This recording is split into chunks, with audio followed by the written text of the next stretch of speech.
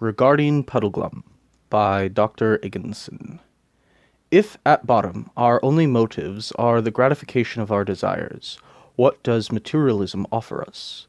Immediately it places certain inner wants outside the realm of possibility. Loves, like friendship, become a means to an end, not the ends themselves, and so, under the lens of materialism, love disappears, replaced by the most base and carnal lusts. This point should be drawn out. Under the teachings of materialism, the dearest and sweetest element of life, a mother caring for her child, is on par with the tragedy of the caterpillar acting as a host to a parasitic wasp. This is not the position of someone antagonistic to the worldview of materialism. This is one of their own lessons from their own lips. The affection shown the child is merely the result of evolutionary forces. It is the baby taking advantage of the mother. The individual person is just a small particle of these great, meaningless waves of matter that we call life. Good and evil are herein discarded as well, for to pass a moral judgment necessarily calls upon non-material truths. This robs mankind, not just by degrading him, casting him from the classical position of a moral creature capable of gaining heaven to the innately material being eternally stuck in a meaningless pit, but by removing his highest wants, his godliest goals. In this worldview, absent a heaven or hell, absent any ultimate justice, the forces of our nature driving us towards self-sacrifice become utter foolishness. A young soldier who gives his life for his country, leaving this world without an heir, has lost the game.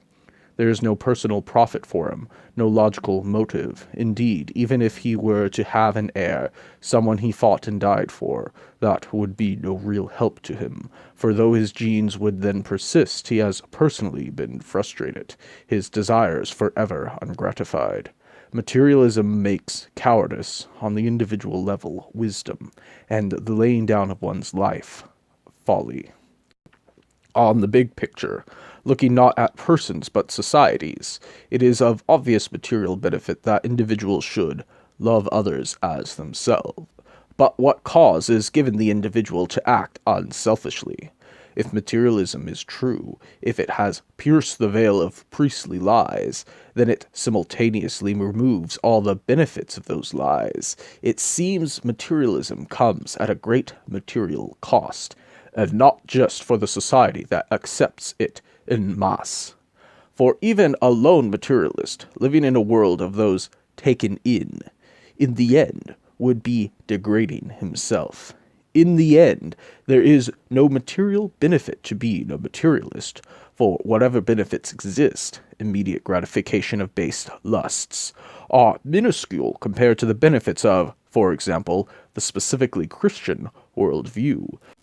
You have to have Christian, not materialistic, ideals of truth to reject Christianity as untrue and accept materialism as true. Something of a paradox is herein created.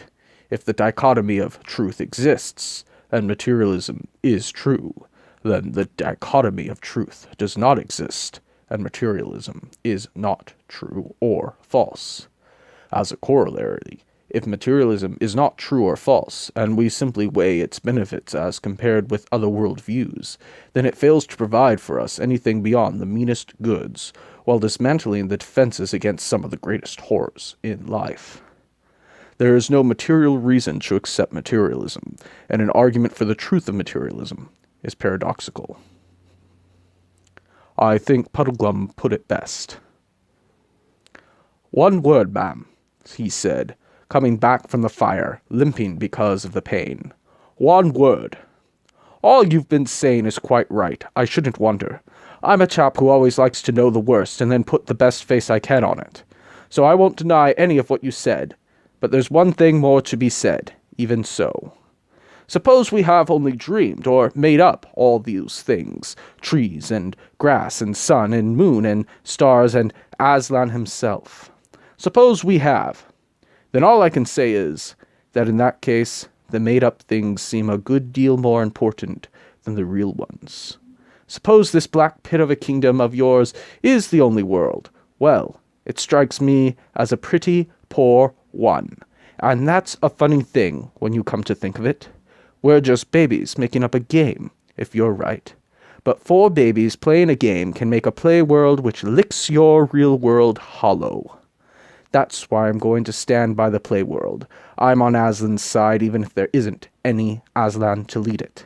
I'm going to live as like a Narnian as I can, even if there isn't any Narnia. So, thanking you kindly for our supper, if these 2 gentlemen and the lady are ready, we're leaving your court at once and setting out in the dark to spend our lives looking for Overland. Not that our lives will be very long, I shouldn't think, but that's small loss, if the world's as dull a place as you say. Excerpt from C.S. Lewis's The Silver Chair. Materialism is wholly unequipped to face either the ravages of death or the demands for meaning that life entails. To deny the latter is to deny something of a cardinal truth, and to ignore the first is doom. Where is the cross of materialism to give suffering purpose?